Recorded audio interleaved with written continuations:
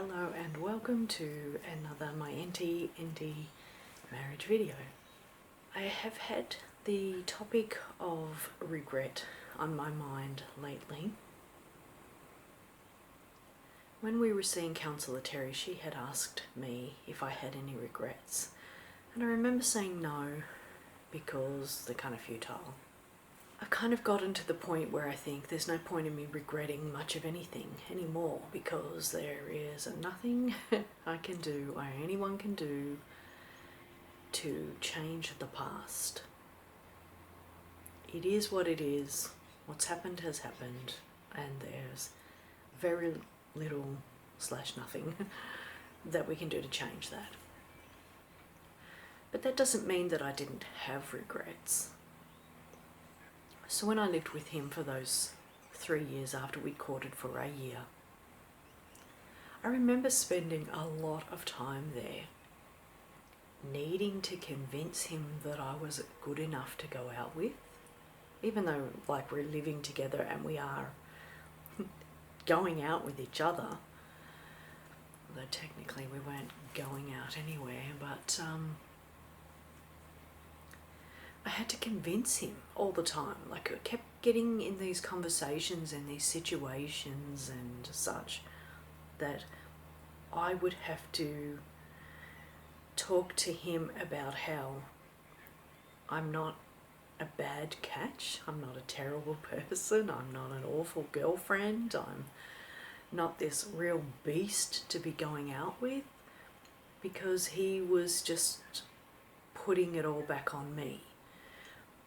Everything was going bad and failing because I had expectations, and he found them unusual. He was constantly saying to me, "You're the only one who thinks that, you're the only one who feels that way."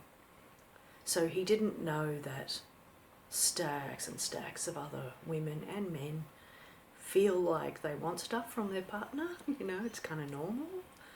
But he just didn't seem to really understand that. So yeah, I'm spending all this time trying to convince him that I'm good enough. And I think of that now and just think, what were you thinking? I should have just ran. I should have just been like, you know what? You do you, see you later. You don't think I'm good enough? Don't worry, I'm out of here.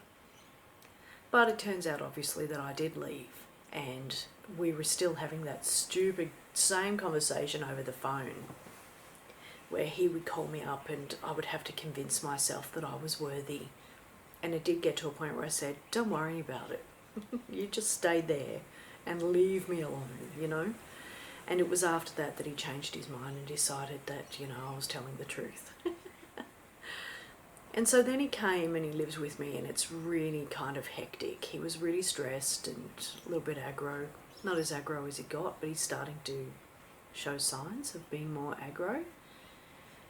And I had these moments back then where I thought, why didn't I just end it with him? Why didn't I tell him just to get lost? What were you thinking? But I know what I was thinking, and let me tell you what I was thinking, because I'm sure you're wondering as well.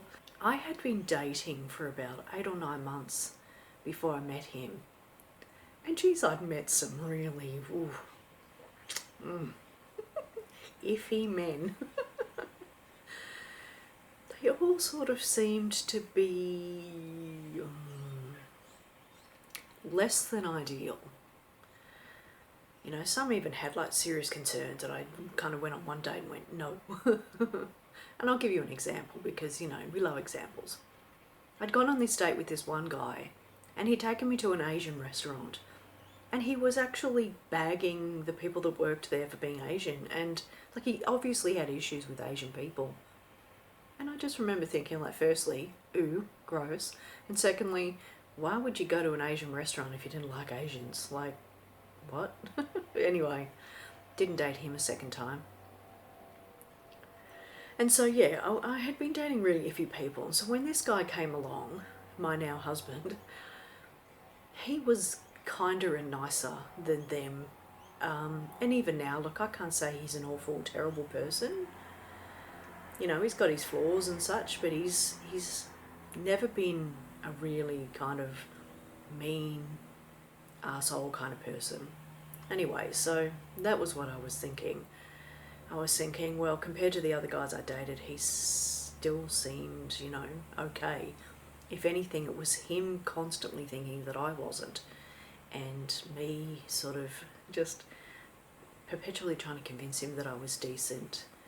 And still, I mean, I should have just seen that as the red flag that it was. Like, I shouldn't have needed to convince him, There was obviously something amiss. But I was young and naive and didn't understand that at the time.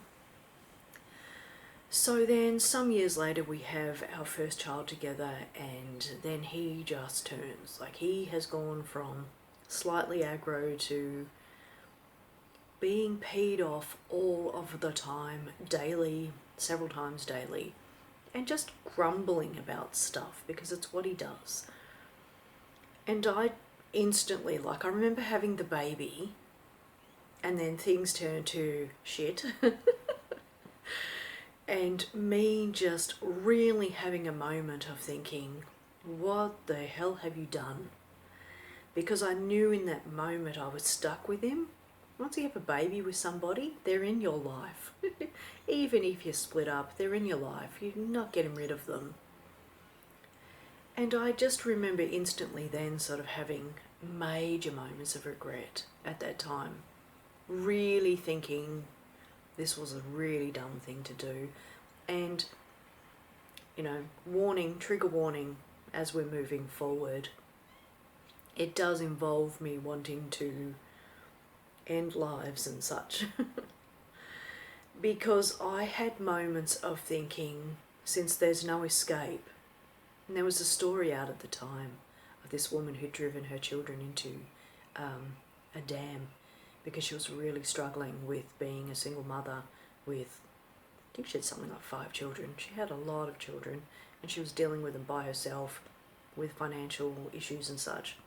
Anyway, I remember hearing that story and just thinking, maybe this lady's got the right idea, as awful as that is. I thought, stick my children and me in a car and drive into a pond, And obviously I couldn't and didn't do it. But, there was a moment, when you're really down, you're sitting there and you're thinking, there's no way out, what am I going to do? Driving in a pond, so pretty dark. And there's also this Asian movie where this woman marries this really good-looking Asian man. Serious parallels with my life, to be honest. And then he starts being awful once he's got her, once they're married. And she has a baby with him. And it turns out that he was just using her to have a baby because he was also seeing all these other gorgeous, beautiful women on the side. And she finds out. And so as revenge, she drowns her baby. And she strategically does it so that when he comes home, he finds her drowning it and it's too late. Anyway, it's an awful scene in a movie. And there were moments where I thought of that movie, not that I wanted to do it, but I used to think of that movie and think, I kind of can relate to how that woman felt, I kind of wanted to, not have that baby with him because he turned yucky after we were together. And so, yeah, I had some really, really dark moments. And, regretting it then. I must have regretted having him back for years once he came back. For a really long time, And it even came up in arguments that we'd have. He'd start complaining about something, raising his voice, getting aggro, flipping out. And then I'd sort of be saying, I wish you hadn't come, I wish you had just stayed where you were and left me alone because you're just making my world miserable, And then, of course, he's, not parenting well and all this sort of stuff. And I'm just, pulling out my hair, And so there were career regrets as well because I was a dancer when I met him. And after having the baby, I was saying to him that I'm thinking of going back to dancing. And he goes, I don't think you should. And I listened to him. I assumed, I don't know why, I assumed that he knew something about me that I didn't know, like I was too wobbly and fat after having a baby, and so therefore I shouldn't and couldn't. And I regretted that too, because I should have never listened to him and just tried to reach my goals. And so yeah, there were just sort of moments throughout time that, you know, the crap hit the fan and I just thought, what was I thinking and why did I do that? So the point being is that for years and years and years I had all manner of regrets. Regrets about how the friendships were going, because like I was so dark and moody. I'm pretty sure it was hard to be around me. I'm pretty sure it made me relatively unlikable. Lost a fair whack of friends. We didn't have people over. Even sometimes we would have people over and he'd go, I don't like that husband of that friend. I never want to hear again. So there were added issues, added stresses, you know, so we're losing acquaintances. We're not having this really fun social life. Kind of locked in a house with him and the children a lot. And, you know, there was kind of much to regret, I guess, right? Really, really struggling. But then I guess I got to a point where I just thought, there's no point in regretting it, because as I said, I can't do anything about it. And all it did was make me feel really like, I mean, you know, if you think of something like, let's say you think of an embarrassing situation that happened with yourself and you kind of cringe, right? There's that moment you think, oh, no. I wish that didn't happen, you know. And there's nothing you can do about it, and that just makes it worse because it did happen and it was terrible and oh my God. Yeah, so I would often get this sort of resentful, ragey, wanting to break things, hit something, smash walls, smash crockery, you know, just really angsty, aggro feeling within myself. And probably about 5 or 6 years ago, I started to realise that that feeling wasn't doing me any service. I would think about something that he'd said or done or, you know, and then, you know, just instantly being like, I want to scream. I want to punch something. I just feel so angry and you know, you get the drift.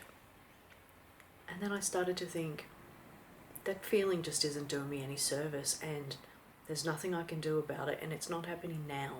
And that was the thing that I started to say to myself in order to repair the resentment, you know, sort of make the resentment go away, because 20 odd years in, the resentment was massive. I mean, the things that he'd said and done and, you know, they were really hard to deal with, really hard to tolerate. They had changed how I felt about him. But what they were doing to me internally, and I did worry about, if I hold on to all this anger, it's got to come out somewhere. It can't be good for me. And so I'd have a thought, you know, like him saying that that friend of ours is prettier than me. And that he thought I'd be jealous of her because of that, right? He couldn't compliment me after that without me thinking of that statement. You know, you look nice in that, or you're attractive, or whatever. Because the counsellors are telling him he should compliment me, right? Not because he just does it automatically. So he's complimenting me and I'm thinking, you said that thing about me and I don't believe you. I don't believe a word that's coming out of your mouth. You're telling me how great I am after telling me that that woman's prettier than me. I should be jealous, blah, blah, blah, blah. And even if I didn't say it, I was still thinking it. But I did say it a lot, to be honest. I kept bringing it up because I was so miffed and I wanted him to apologise and really get the hurt of it, right? Which didn't work, so what's the point of bringing it up? So I would think it. He would give me a compliment. I get straight there. I remember that time you said. And then I'd feel, ooh. And so then I started to say to myself, look. that happened then, it's not happening now. Don't even go there. Don't think it, don't bring it up, let it go. And actively force myself to be in the moment. It's not happening now. It happened ages ago. He can't undo it. He can't unsay it. You can't unhear it. It cannot be undone. It is what it is. It's already happened. Don't think about it right now because it isn't happening now. And it was really tricky because there were so many hurts and stabs and paper cuts to get over. So many regrets. And I just had to keep reminding myself that isn't happening right now. You can only concentrate on what's happening now. And so that's how I sort of started to prepare that angst that I was feeling, that kind of a hatred, I guess, for all the life choices that I'd made and the situation that we found ourselves in, and just wishing that I could be like Gwyneth Paltrow with the trains, you know, sliding doors, and I took a wholly different route, you know, and obviously that's a movie. You can't do that in real life. There's no train you're getting on to go back in time to make different choices. So there really was not a lot of point in me stressing so badly and wishing so badly that I hadn't done this and hadn't done that, and etc, etc. So now I sort of feel less resentful. I mean, those things are obviously still in my mind. I mean, you kind of don't forget them. You do over time, I guess. The less I bring it up, the less it bothers me. So I guess that does help. The less I think about it and raise it with him, the less annoyed he feels. So I feel that trying to let go of things you can't change is helpful. It's kind of gotten me to a point now where I think he isn't an awful person. He's not a bad person because he can't meet my needs. And okay, yeah, he had major anger issues, and that made him kind of yucky and ugly and, you know, hard to be around and really hard to love. But you know, they're things that he is working on, so that definitely helps. If he wasn't working on them, I don't know if I'd be feeling how I'm feeling now. I'd just probably be plotting an exit, to be honest. So because he's working on his anger issues, he's calmed down a fair whack.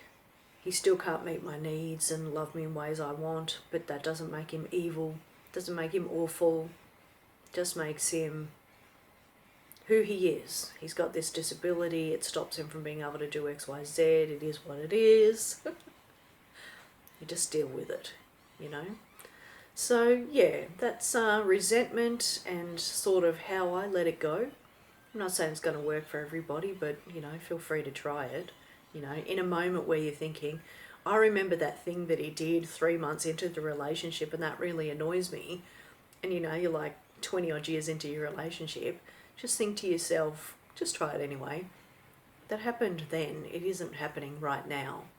And there is nothing you can do about it. You think about it's only going to make you feel really crappy, you know. So, yeah. Try to let it go, I guess. Yeah. So regret, look, my take on it is there's no point. It's just kind of, I don't know, it festers in you if you regret, and I think it's a really good thing to try to let it go.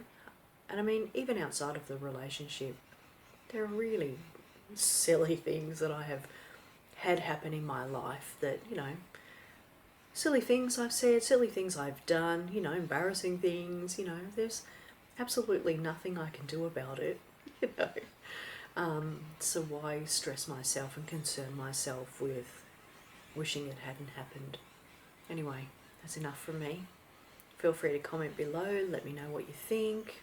Are you sitting in the resentment pool at the moment, or how are you finding ways to let things go as well?